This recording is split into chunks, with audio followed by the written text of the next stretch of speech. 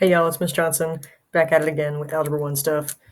Today we're going to talk about changing from the standard form of a quadratic to the vertex form of a quadratic by completing the square. We're also, for free, going to get from factored form to vertex form. It's the same thing. We're going to derive what's called the quadratic formula and talk about what that is. And then we're going to use the quadratic formula. And then for your assignment, you're going to practice using the quadratic formula. Let's do it. I made these notes forgetting that my face was going to be in this, so let's move that. Okay. All right, so in class and through the other videos, we've talked about moving from standard form to factoring by factoring, from factoring to standard form by expanding or multiplying. And now we're going to go from standard form to vertex form, and the verb there is called completing the square. We've practiced parts of this before, right? You might notice this, like, take this number divided by 2 thing. So some of these steps will be familiar. Some of these steps will seem kind of like wacky, but this is one of the things that we're going to get introduced to, and then we're going to learn again in Algebra 2. So this is kind of a preview.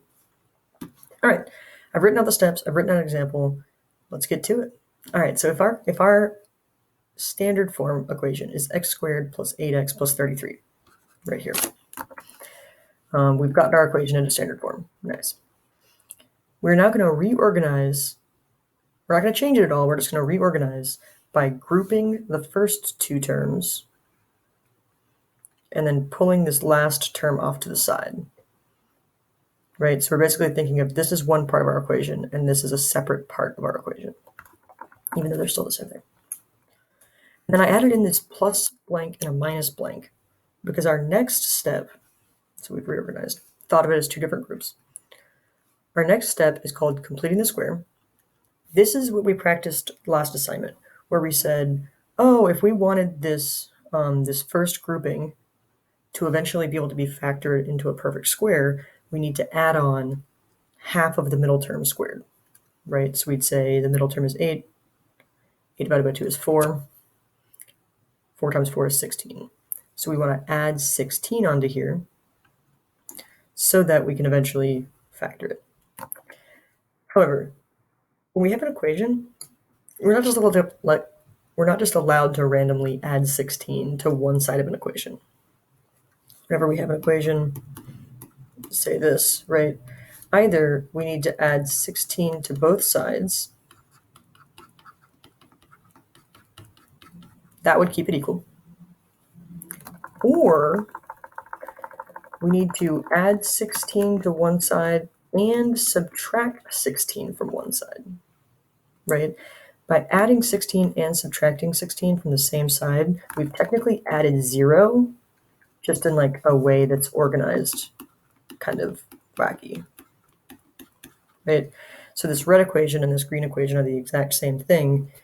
This is just not simplified, but not simplified in a useful way. So over here in step 3, we're making it unsimplified in a useful way. Let me go back to red. By adding 16 to the first grouping and subtracting 16 to the second grouping. We haven't changed the equation because those balance each other out, but we've changed the organization so that we're able to shift it into this different form. Step 4 is to simplify the second groups of terms. 33 minus 16 is 17. Nice. That's the easy one. The next step is to factor the first group of terms.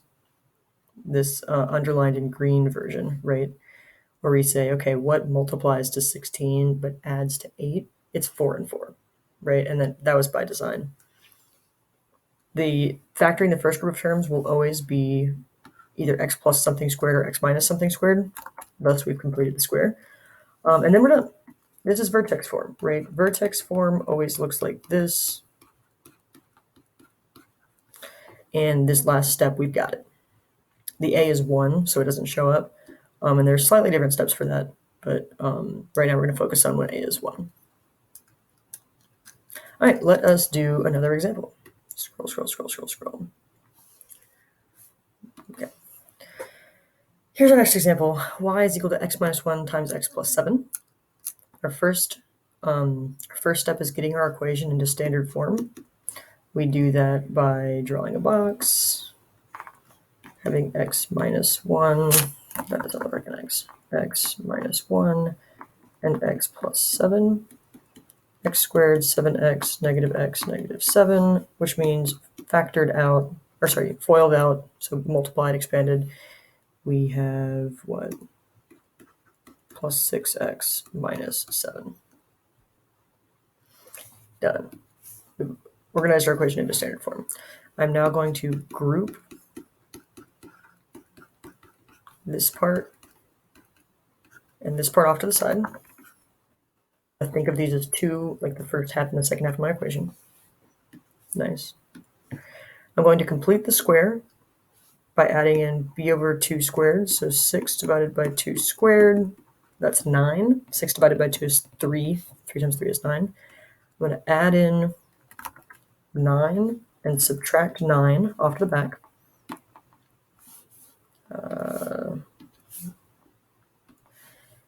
Simplify the second group of terms. This is when I leave these first 3 untouched, and then I say, what's negative 7 minus 9? It's negative 16. Boom. Then factor the first group of terms. I'm looking for something that multiplies to 9 and adds to 6. Nope. It's positive 3. And then I'm done. I'm excited about that, so I'm going to check it off. Yeah, so we would check, does this actually look like vertex form? Yes, where our A is 1, our H is negative 3, and our K is negative 16. That's completing the square. It's worth trying out. You should do these by yourself. Maybe pick a few standard and factored forms to try these out on.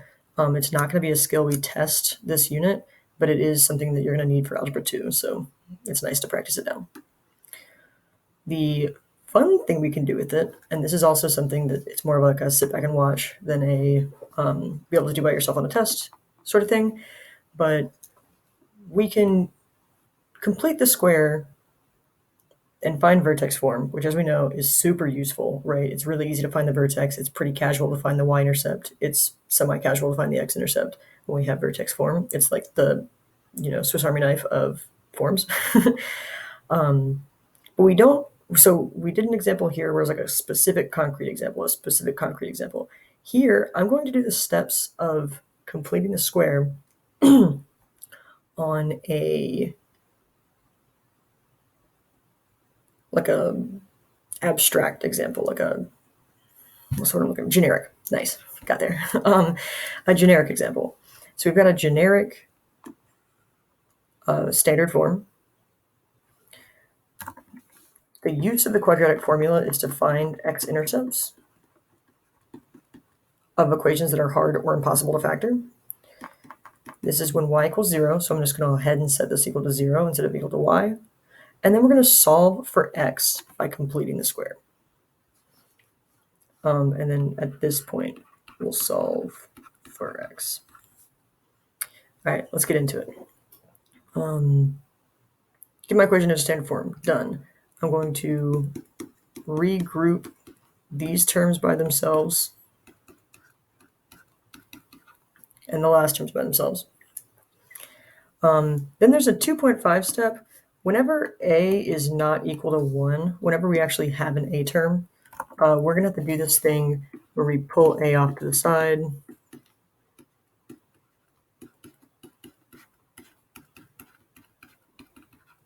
And account for that in random ways. Not random. Very specific ways. We factored out an a. I'm now going to add in half of this term squared.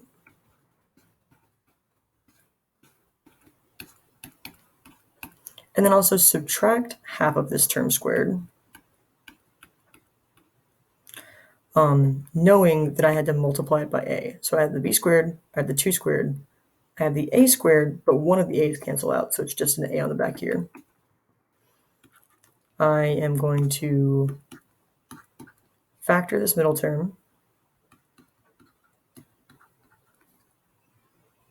Knowing that these ones don't simplify yet. Now this is in vertex form. I can go a step further though, because I know this is equal to 0. I'm now going to solve for x. I'm going to solve for x by moving these to the other side by addition and subtraction.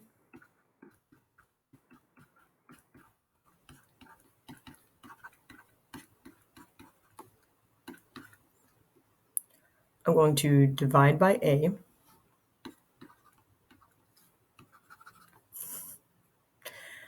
I'm going to simplify this side a bit. Let me move all this stuff down. I always need more room than I think I do. Boom, boom, boom. I'm going to simplify the right-hand side by getting a common denominator.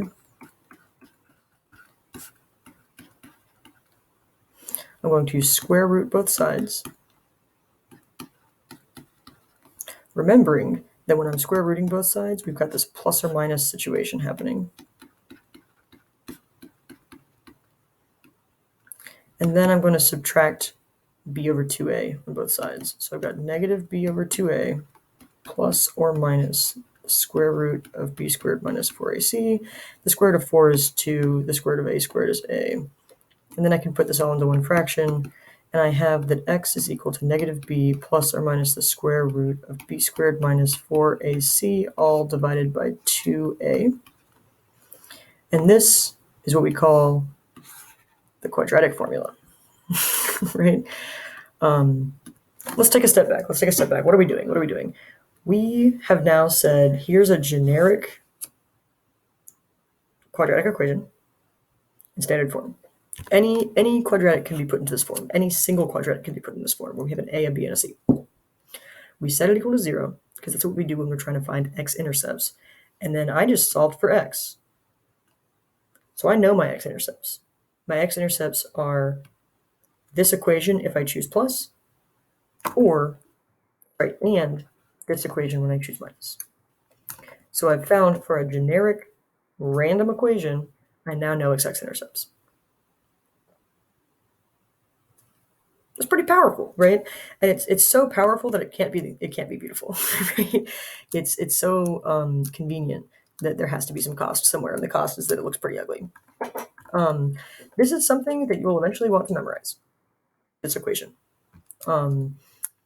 There is a song, and I'm going to sing it, and this is a public YouTube video, so I'm so sorry, public. But if you know the tune "Pop Goes the Weasel," this song, this equation kind of fits with it, so I'm going to sing it. Here we go. X is equal to negative b plus or minus the square root of b squared minus 4ac all over 2a. That's how I memorized it when I was in like 9th grade, and here you are having that option. So this is used for, let me scroll down now. Use the quadratic equation. When, why, how. Let's remember what it is. We sing our song. We say x is equal to negative b plus or minus the square root of b squared minus 4ac, all divided by 2a. When do you use this? You use this, no, so let's go with why first. Why do you use this? When you have a quadratic equation, you want to know its x-intercepts, but factoring it is hard for some reason, right? Whether it's because the numbers are super big, or there's a bunch of decimals, or it just doesn't seem to work out, right? Whenever you try to factor, it doesn't work. Whenever you try the xbox method and you're like at a loss, then the quadratic equation comes to save the day. When can you use it? You can always use it. It's just so complicated that people much prefer factoring usually. But you can always use it on any quadratic equation. And then how do you use it? Let's find out. If I wanted to find the x-intercepts for this equation, usually I would factor it and then set each factor equal to 0 and then solve. If I try to factor this, I get what multiplies to negative 18 and adds to negative 4, and we find out not much. Nothing we can think of, actually, or nothing I can think of. Maybe y'all are better at this than I am. But when the x factor doesn't work out, we can't use the box. We say, rip, nothing to do, psych. We're going to use the quadratic equation. We put it into standard form. When you have to have the equation into standard form in order to use the quadratic equation, because we're about to use the a, b, and c that you find from the standard form.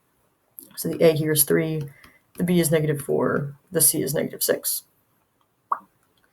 So when I say find the x-intercepts, I say, okay, the x-intercepts are the negative of negative b. I just plugged in b here. Sorry, the negative of b plus or minus the square root of b squared, so -4 squared, minus 4 times a, which is 3, times c, which is -6. Then all of that is divided by 2 times a, which here is 3. This is something that you can now plug into a calculator. I'm going to simplify it by hand just so you can see what's going on. 4 times 3 is 12, times 6 is 72. There's 2 minuses, so it becomes a plus. Nope, I gotta say 6 here. 4 plus or minus 16 is 88. 6. I am going to go to a calculator here and figure out what the square root of 88 is. 88 square root.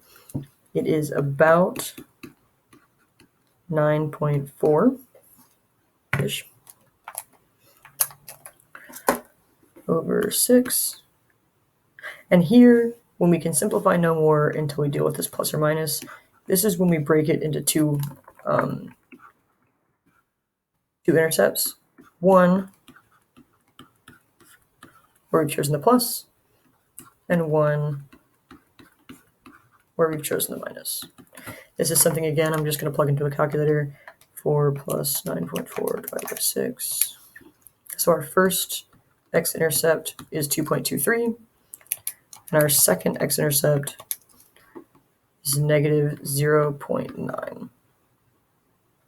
So we had this equation that we said find these y-intercept or x-intercepts, and yesterday we would have said it doesn't factor though, and then today we would have said, okay, it's -0.9 and it's 2.23 are the x-intercepts. And we were able to do that using the quadratic formula. All right. The assignment today is a couple questions about like the who, what, where, when, why of the quadratic equation, and then trying it out for 3 equations.